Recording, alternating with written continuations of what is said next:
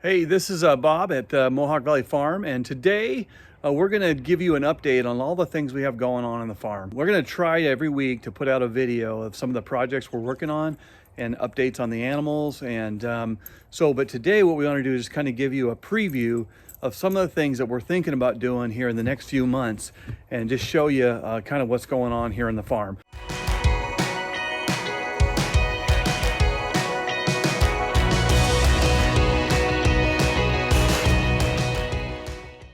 So first of all, let's start by just taking some food out here to the animals. It's going to be a little bit of chaos when I walk out there because they're ready to eat. So we're going to walk out there, give them a little food, and we're going to talk about some of the things we've got going on the farm. So every week I get a bucket full of scraps from the local pizza parlor, and I pick it up, and then and they just give it to us, just vegetable scraps, and the pigs like it. They prefer donuts and muffins, but it's nice to give them a salad every once in a while. So we're going to give them that, and hopefully that'll keep them occupied, and we can talk a little more about our projects.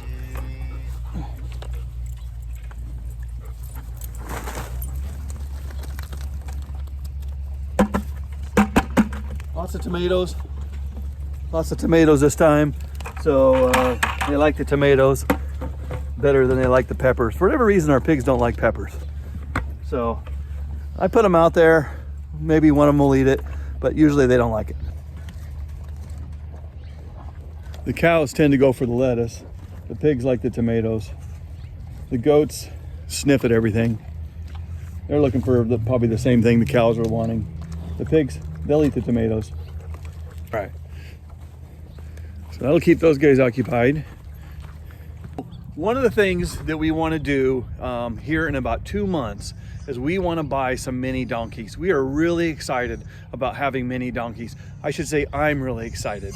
As you probably guessed by now, Amy's a little more reluctant to start another adventure, but I've just been studying these guys, watching them on YouTube and watching them on Instagram, and I'm just so excited to get mini donkeys. We're gonna start with 2, and we're gonna get hopefully the breeding rights, and if things go well, then we will breed a few mini donkeys. But I'm super excited. I can't wait to show you the videos. Everything I've ever seen, they're just fun, they're hilarious, but it's also a commitment.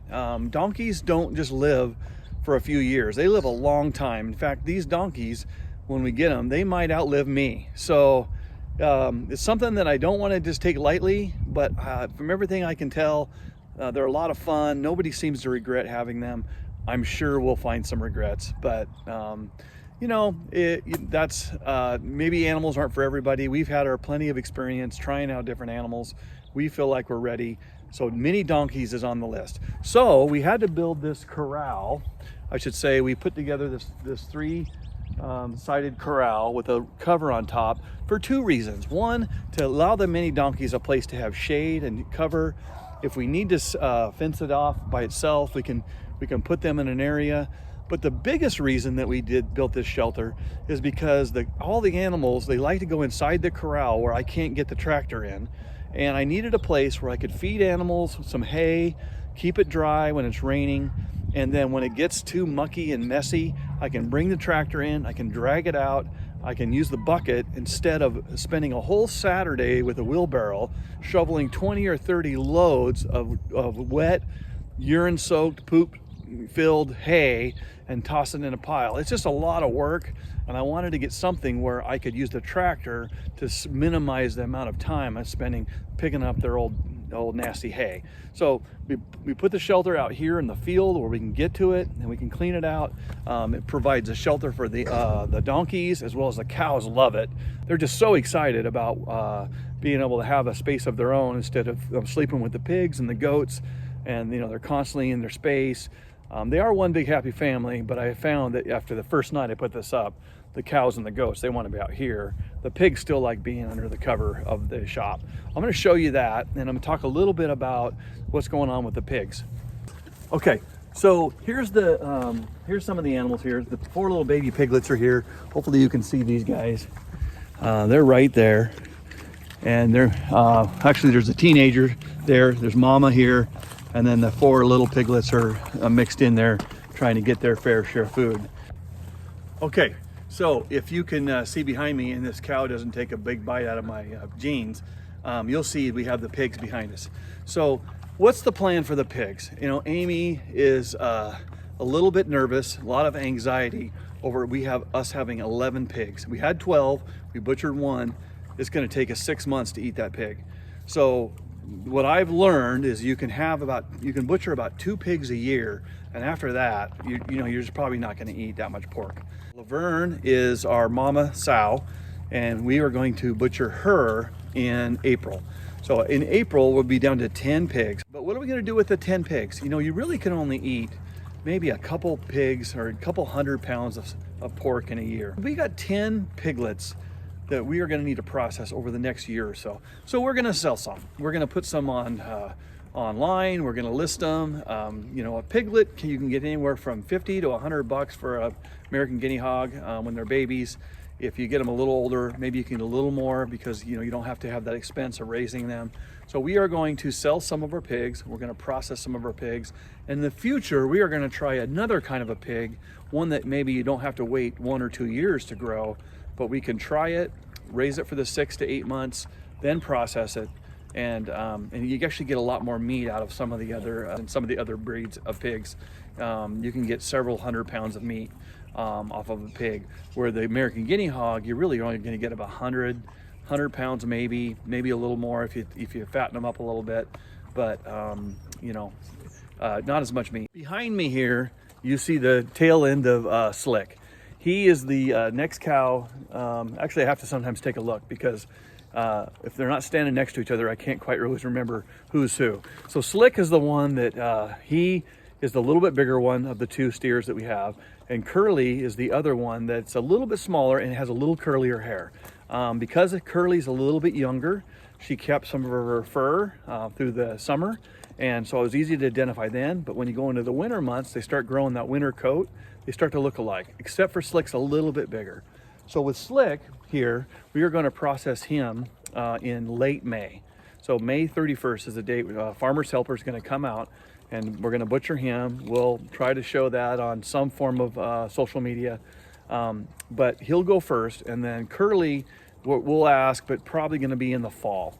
Of course, you want to have your animals to where you can have at least 2 of everything, so that they have a friend and that they have somebody to be around. Animals do a lot better in pairs. So we are going to probably get another calf here in the spring, and we'll find a mate for Curly once we process Slick. Now, if you can see, what cows do all the time is poop. In fact, right now in this video, he's pooping behind me. I can hear him, I can see his tail go up, and he's pooping. And he's doing it intentionally because he knows I'm making this video. So now he's about to come up to me and take a little nibble of my shirt. There's never a dull moment on the farm. So this is Slick. If I move over to the side, he's a little friendlier than Curly, but he's also a little more skittish. So Curly's a little more aggressive, but Slick's my buddy. I actually wish Curly was going first, but Slick's a little bigger, a little older, so we'll process him next. All right, so here's Curly. Curly is, he's feisty. I think he's, if he had his way, he'd probably could do some damage. He's a steer, so he's not as aggressive as a bull, but he definitely likes to cause trouble. He's the first one that when I start the tractor, he wants to go to war with the tractor. Goats are non-stop trouble. They are characters. They like to get into things. I can't tell you how many times the goat has caused me grief. In fact, last night, we were just getting ready to go to bed. It's 10:30, 11 o'clock at night, and we're letting the dog out, and we hear that the goat making all kinds of racket. So I'm ready to go to bed, and then of course Amy says, I wonder if something's wrong. And so, I can't go to sleep wondering if that goat's in trouble. I come out, sure enough, who knows how long he's been stuck, but his head's in that fence again. And he could have been there for 5 hours for all I know. So anyway, this is Cookie. Cookie, come here. Come here. Come here, Cookie. So Cookie is the friendliest of the 2 goats. I gotta say, when you get baby goats, you kind of like them to be friendly. You don't want them skittish. You want your kids to be able to pet them. And that friendliness turns into orneriness. And because he's not afraid, and because he's adventurous, he gets into everything. So Cookie is a pain in the butt. And I've said that for a long time. If it was my choice, we wouldn't have goats. But they are funny. The kids like them, but they don't have to take care of them. Daisy is a little more skittish. She doesn't like to be petted. Honestly, Daisy stays out of trouble. So sometimes a skittish goat is a good goat. They don't get into trouble. They stay out of the way. They mind their manners. They don't jump up on things. They're friendly if you have food, but if you don't have food in your hand, she doesn't really want to be touched. So I gotta say, I kind of like Daisy better than Cookie. Cookie is good for videos, but that's about it. She's an ornery pain in the butt. Okay, so as you've seen in other videos, we built this chicken coop a little about probably a year and a half ago. So hear the pigs and you'll hear the cows, and the reason you're hearing them is because they know I'm over here by the sacks of food. And whenever I'm over here on this side of the shop, they think it's feeding time. So they're ready. We're gonna try and make this video about the chickens while this angry cow makes a lot of noise. But that's what you hear a lot of times when we're inside the house, is a very angry cow wanting some grain or hay or anything. But he mainly wants that grain. But let's talk about these chickens. Okay, so the chickens. As you remember, about a year and a half ago, we built this chicken coop, and we bought, I think, a dozen or 13 chickens. And so we've replaced a few. So currently today, and we also hatched a few, you saw that video. But currently today, we have 19 chickens out here in the little chicken run. This house will hold quite a few. Honestly, 19 chickens barely makes a dent in the house. They all cram together in one little corner. There's like room for 300 chickens or something in this little 8x8 shed. So what we're gonna do is we're gonna add some chickens. We bought probably 30 more chickens, and we're excited because we're gonna have about 50 chickens laying eggs. So 50 chickens is a lot, and it's a lot for this area. We'll probably have to expand it, and so we feed them every day. And most days we'll let them out. But one of the reasons we don't let them out is because if you let them out before about the noon hour, we have no idea where they're laying their eggs. Their eggs are just somewhere out there. So a lot of chickens will lay their eggs between morning and noon. And once you get past 12 o'clock, then you can let them out and let them free range. Some chickens, even if you let them out, they'll come back into the hen house and they'll lay their eggs in their spot. But not always. I've come back at the end of a full day. Normally we get, 7, 8, 9 eggs, and we get like 1. And I know the eggs are out there somewhere. So we got a lot of chickens here, and you can see they're all super hungry. They're wanting to be fed. Well, I don't know, but they're hungry. They just want to be fed. So what we want to do is we want to have 50 hens laying eggs. So I've done the math. I figured it out. I can estimate that it costs about $2 per month to raise a chicken, and they produce about $5 in eggs per month. So if you want to make $100 or $150 per month on eggs, on chickens, you're going to have about 50 chickens, and that's after your costs involved. Now in the summertime they're going to lay a little bit more. We figure, on average, we're going to get somewhere around 15 dozen eggs per week. Somewhere in about $150 a month is what you can make on raising eggs if you had 50 chickens. So that's kind of cool, and we're going to let the kids do that. We're going to let them sell the eggs if they promise to take care of the chickens. Currently, they said they would, but currently I'm still the only one waking up every morning, feeding them, giving them water, picking up the eggs. I think they're waiting for when payday comes and they're actually laying more eggs.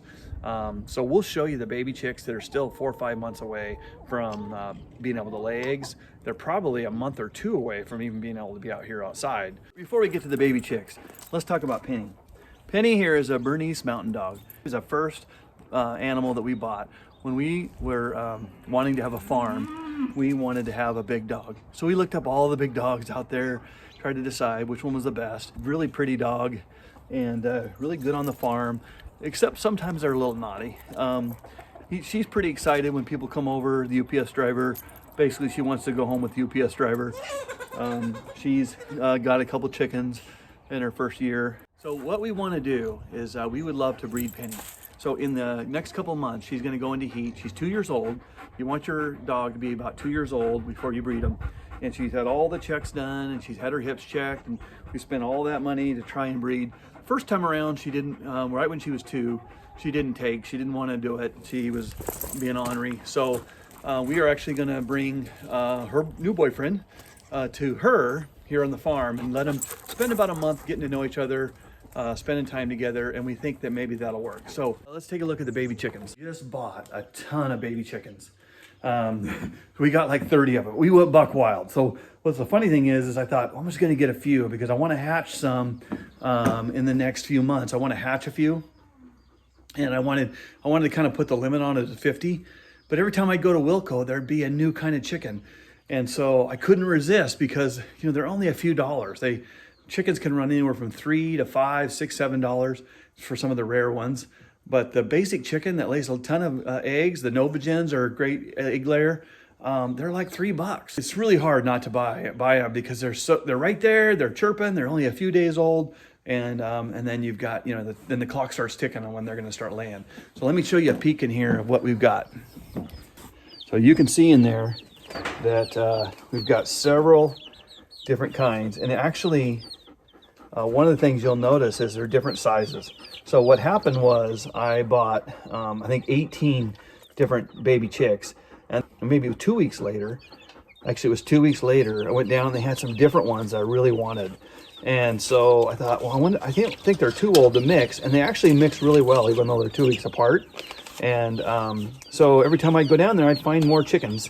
And so anyway, we ended up with, probably got, I don't even know, 30 some chickens. We got all kinds here, and the reason that we got so many was honestly because I got a little bit of a chicken problem. But the Wilco kept coming out with these awesome different chickens, and so I couldn't resist. Every time I go down there, there'd be a new kind that I wanted to get because it was really cool looking, and I wanted to have enough of the really good ones that lay lots of eggs, because if you want to actually make a profit on your chickens and laying eggs, you've got to get ones that actually lay good. Otherwise, you're just feeding animals.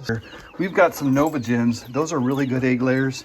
Those are the little bit bigger ones. Really hard to tell which ones are which, but they're the darkish brownish ones are the Novagens. The little bit lighter ones that are bigger are the Buff Orpingtons. Those are really good egg layers too. And then we got a bunch of them that are just different breeds. We got I don't even know how to say the names, a Crevecoeur, I think it's an Egyptian Fayami or something like that, or Fayamu or Fayami, I don't even, who knows. We've got a Mottled Java. We've got an Iowa Blue. We've got a Rhode Island Red. We got Brahmas. We got a Speckled Sussex. Can't even say that. Speckled Sussex, those are really funky looking birds. Look forward to showing you those. Those are kind of cool. And, of course we got the Buff Orpingtons. Lots of different ones. And we're going to try a few of a lot of different things, but super cool. And they only cost a few dollars each. So, a normal chicken that lays good eggs might be $3, and you can get, buy two, get one free. And some of the more rare ones, might be $6, $7, but, probably averaging $4 or $5 a chicken. So super cool. Look forward to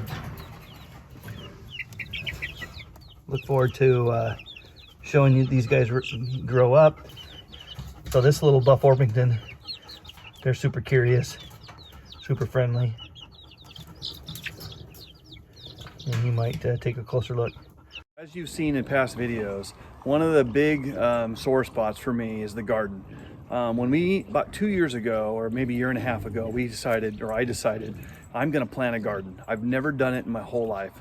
I'm 50 some years old, never had a garden. Except for when I was a kid, my parents had a garden. So, but all I remembered was digging up potatoes and then going to Grandpa's house and getting some corn and but I do remember picking raspberries. That was one of the memories I had, a very fond memory of picking raspberries, picking boysenberries. My grandpa had all kinds of berries. So I had this idea is I'm gonna have a garden. So I'm a grandpa, I wanna have that memory for my grandkids and my own kids. And it's just a very nostalgic memory for me. So I'm gonna have a garden. I don't even like vegetables, but I'm gonna have a garden. So what I did is I decided no more of this weeding stuff. I'm so sick and tired of weeding the garden. I had weeds that were 4 foot tall, yet the tomato plant's only 2 foot tall. I was tired of weeding the garden. And as you know, one of the hardest things about being on a farm, especially when you're really kind of doing it as a side thing and you have a full-time job, is just keeping up with everything. Just keeping up with a garden is a full-time weekend evening chore. So we decided we're going to do the raised beds. You can see the raised bed here, and we're going to actually show a video soon of how we made these raised beds. But you can see that basically there it is, and so we're super excited. We've got 3 of them right now. We're going to make a total of 6. So we're going to have 6 raised beds, and then you can, in between the raised bed, you can spread out your landscape fabric. You can put down sawdust. You can basically eliminate the weeds for where you're walking around, and then all your weeding is basically in the raised beds. And we'll have a few berries around the sides and things that we'll still have to pay attention to, but landscape fabric is a miracle. It's a saver of a lot of time. But if you're going to have a garden, you don't want to spend every single year all your time weeding, unless you just like weeding, or unless that's the only thing you're doing, because we've got so much going on here at the farm. I don't want to spend my every weekend pulling weeds. And you know, when you rototill up the weeds, it just makes it worse. It just brings up those new weed seeds, and it's almost like you're producing weeds. So hey, that's our video today, or this week. We appreciate you watching. As I said before, please subscribe to our YouTube channel. Follow us on Facebook and on Instagram. We so appreciate you checking out what we're doing here on the farm. We look forward to putting these videos out every week. So in the meantime, if you have any questions, you know, feel free to shoot us a message on Facebook or on YouTube. We'll answer those right away. And we look forward to showing you our next video coming up on how to build the raised beds, or how we built our raised beds. And so thanks for watching, and we'll see you next time.